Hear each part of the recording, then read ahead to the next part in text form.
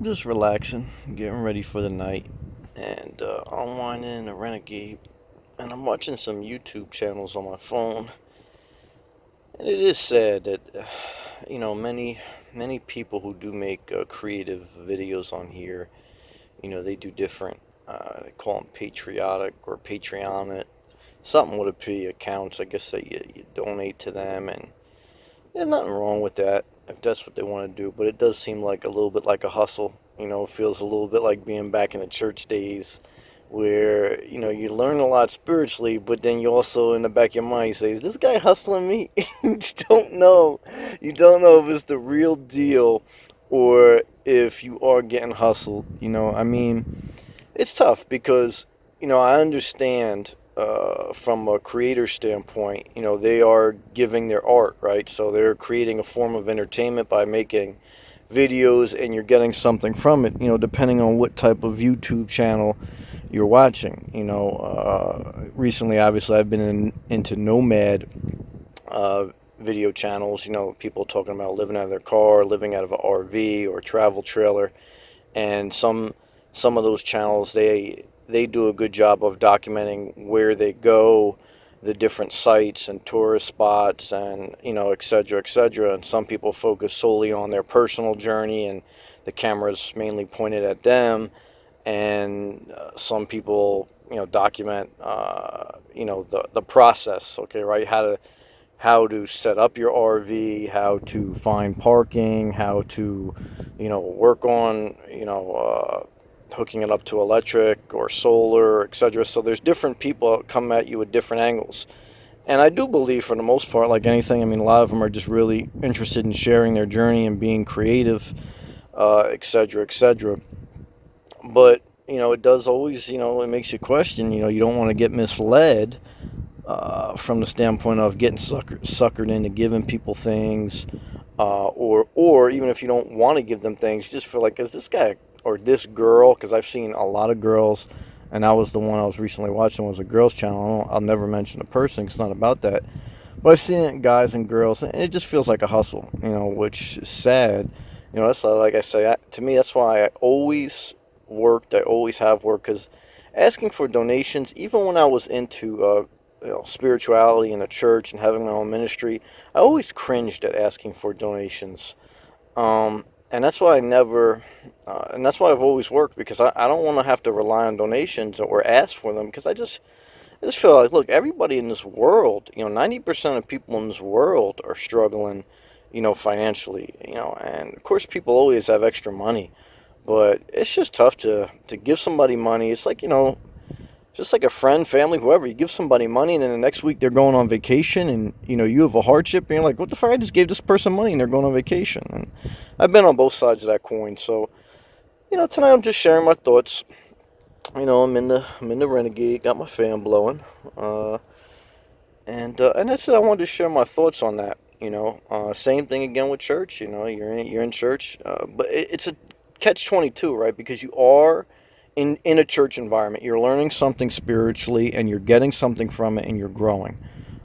So you're thankful for that. But then also too, there's a lot of preaching about, give 10%, and that's what the Bible demands. And of course, the Bible also references different things about lack of women rights, and women shouldn't speak in the church, and different things like that. But they don't, preach that anymore. Now they just preach the 10%. So, anything can be skewed. Anything can be manipulated based on how you want to interpret it, what your angle is, etc. And you can leave out certain parts, and you can exaggerate certain parts. So that's what I always say. You got to think for yourself. But you have to, whether it's a church or a YouTube channel that you're learning something from, you cannot resent them to the point where you cannot learn and get inspired from them, right? So even at times when I've been disillusioned in the church, I have still been thankful and honored and appreciated, and been very appreciative to all the learning that I've gotten spiritually. And I have given and given freely, etc. But and it's not about I like to tell people I even give, but I just want to let people know that I've been on both sides of the coin, and you have to just take the good for the good and leave the bad for the bad, and always, always think for yourself. But don't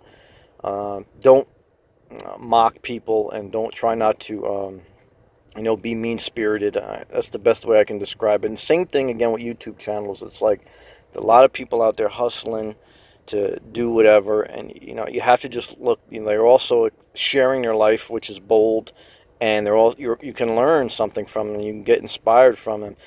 And this is every aspect of life, every business. Anytime you walk into Walmart, every product that you walk into Walmart, every way that that product is placed, whether it's in the front of the aisle, whether it's as soon as you walk in, whether it's in the aisleway or it's hid in the back by the restroom area. Every product in Walmart is positioned to hustle you. You know what I mean? All the way up to where you check out and you pay for your product at the register. There's more what they call impulse items. So it's not about church hustle. It's not about a YouTube hustle. It's not about wall. Everybody is looking to hustle you. Everybody's looking to make a financial gain.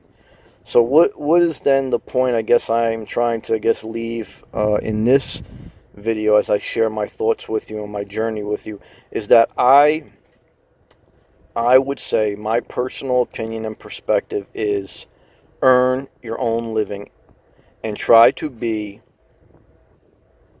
earn your own living, work for your own living. Do not manipulate or ask others, of course, but then also, just don't put a burden on others, and even if it's just emotionally, right? Because asking for others help, you should ask if you really need help.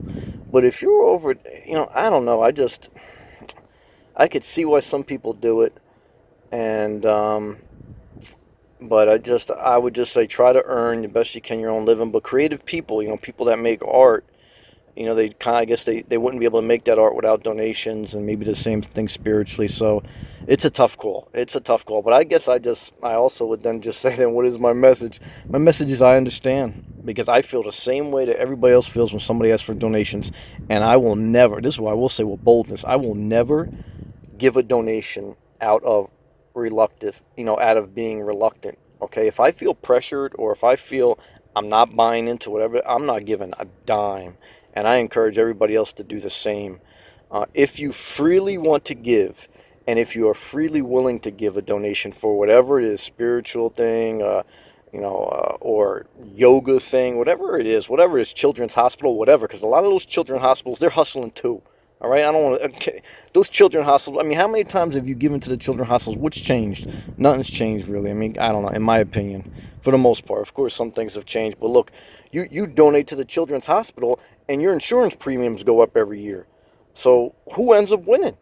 I mean, it's like your taxes go up, your insurances go up, and people are still hurting out there. And so I don't know how and people are still walking for diabetes. They're still wearing their pink slashes, and all that's good.